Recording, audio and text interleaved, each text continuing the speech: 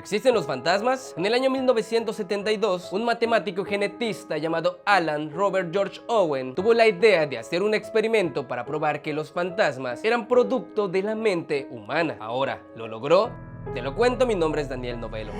Alan formó un grupo de personas con el único objetivo de encontrar la respuesta a la existencia de los fantasmas. Los integrantes eran su esposa, el presidente de una organización que promovía a personas de elevado coeficiente intelectual, un diseñador industrial con su esposa, un ingeniero de calefacción, unas contables y un estudiante de psicología. En el experimento crearon un personaje de ficción y prácticamente le crearon una vida. Partieron de tiempos y lugares reales. A esta persona lo llamaron Philip Ashford y era un hombre de Inglaterra del año 1624, militar, nombrado caballero a los 16 años y casado con una mujer llamada Dorotea, que era hija de un noble. Philip había participado en la guerra civil inglesa y había sido espía de Carlos II. Era un hombre que no fue feliz con su matrimonio y se había enamorado de una mujer de ojos negros cuando andaba por un campamento gitano. Entonces había iniciado un romance secreto, pero su esposa se había enterado y, llena de venganza, acusó a la gitana de brujería y Philip, en vez de apoyarla, se negó a defenderla y la mujer fue condenada a la hoguera. Al poco tiempo el hombre no pudo con el remordimiento, cayó en desesperación y se privó de la vida. Esta era la historia del hombre que habían creado para este experimento. Dicho esto, en septiembre de 1972 iniciaron las sesiones espiritistas donde invocaban a su fantasma de forma sistemática. Todo el grupo se concentraba con la intención de que se manifestara y durante casi un año no ocurrió nada. Luego las sesiones las hicieron con la luz apagada y el experimento funcionó. Algunos afirmaron sentir la presencia de Philip en la habitación y también comenzaron a sentir ráfagas de viento. Incluso algunos dijeron que le susurraron en el oído cosas que le habían preguntado. Escucharon golpes sobre la mesa y hasta establecieron comunicación con aquella presencia, en donde un golpe era sí y dos era no. Ahora sí, estaban experimentando un fenómeno paranormal. Los objetos se movían, las luces se apagaban y se prendían, y la mesa donde hacían las sesiones en una ocasión quedó suspendida sobre una sola pata y en otra se movió sin que alguien la empujara. ¿Cómo era posible esto? Intentaron grabar estos acontecimientos ante un público de aproximadamente unas 50 personas, pero al producirse un movimiento aparentemente por Philip, las luces fallaron y en el video no se veía nada más que oscuridad. Lo que ellos buscaban que el público viera era la manifestación de aquel espíritu, pero nunca se logró a pesar de que anteriormente ya habían tenido éxito. Lo curioso es que también intentaron crear otros personajes con identidades ficticias, al igual que Philip. ¿Y qué pasó? Pues también lo mismo, fenómenos paranormales. ¿Cómo era posible esto si se supone que Philip y los otros eran personajes ficticios? O sea, jamás existieron. El psicólogo Joel Whedon, que estuvo en el experimento desde el inicio, concluyó que todo había sido provocado por los integrantes del grupo, que, según él, tuvieron una regresión colectiva. Entonces se llegó a la conclusión que mientras se tenga una idea bien definida entre un grupo de personas, cosas inexplicables podrían pasar y lo llamarían fenómenos paranormales. Eso quiere decir que la mente de cada miembro del grupo logró mover las cosas sin necesidad de tocarlas. O sea, prácticamente ellos mismos produjeron esos fenómenos paranormales, influenciados por el poder de la sugestión y obviamente el poder de la mente. Returbio. La esposa del doctor del experimento, Alan Owen, escribió un libro llamado Conjured of Philip. Ahí contó la experiencia que vivió en todo el experimento. De hecho, también hay una película llamada The Quiet Ones, que es una adaptación de la historia. O sea,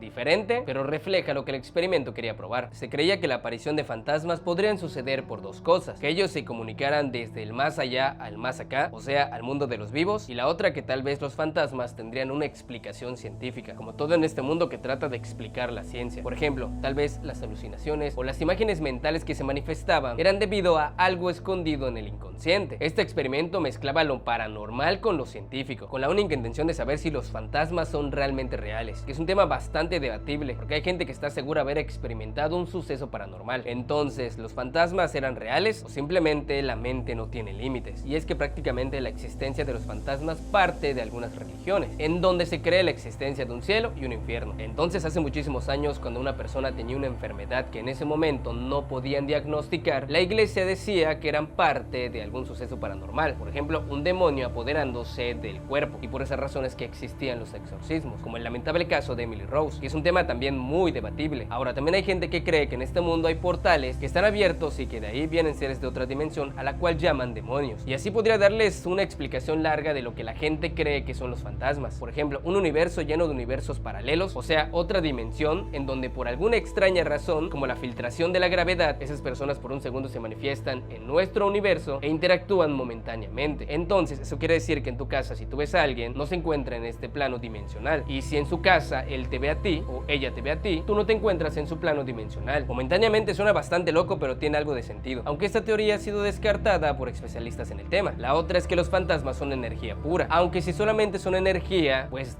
no podrían estar porque desaparecería. Según la segunda ley de la termodinámica, la energía siempre desaparece con el calor. O sea, si hay una energía aquí, se disipa. Y si somos energía, el cuerpo hace que se quede. Ahora, si somos energía y cuando morimos dejamos nuestro cuerpo, ¿cómo es que hay personas que aseguran haber visto a alguien, a un familiar que ya falleció, con una conciencia propia? O sea, haciendo las tareas que hacía cada día. Y peor aún, con un cuerpo, si solamente es energía. ¿Cómo la energía podría agarrar la forma de un cuerpo? Eso no tendría alguna explicación. Entonces, volvemos a quedar al punto cero, en donde no sabemos si realmente existen los fantasmas. Solo hay cientos de teorías, lo que sí, millones de anécdotas y miles de videos en donde las personas aseguran haber experimentado una experiencia paranormal y haber visto a un fantasma. ¿A ustedes les ha pasado? ¿Ustedes qué opinan? ¿Realmente creen en fantasmas? ¿Y cuál es su experiencia? Los leo. Mi nombre es Daniel Novelo.